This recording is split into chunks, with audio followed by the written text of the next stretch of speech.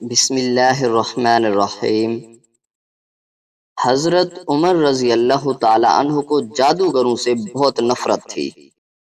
انہیں جہاں کہیں بھی پتہ چلتا کہ وہاں جادوگر ہے، حضرت عمر رضی اللہ تعالی عنہ انہیں قتل کرنے کا حکم دے دیتے تھے۔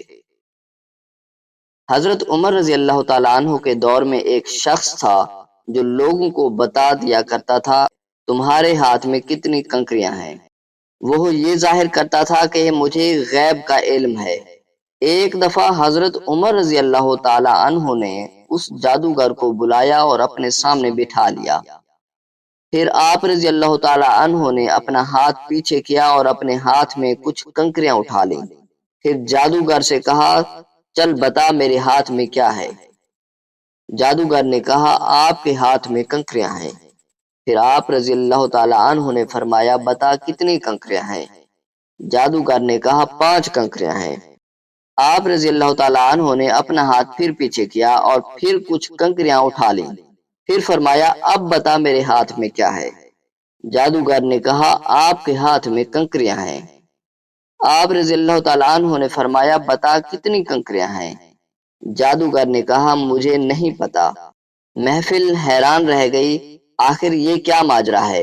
پھر آپ رضی اللہ تعالی عنہ نے فرمایا، پہلے جب میں نے کنکریاں اٹھائی تھیں تو مجھے بھی پتا تھا کہ میرے ہاتھ میں کتنی کنکریاں ہیں۔ اس جادوگر نے میرا دماغ پڑھ لیا تھا۔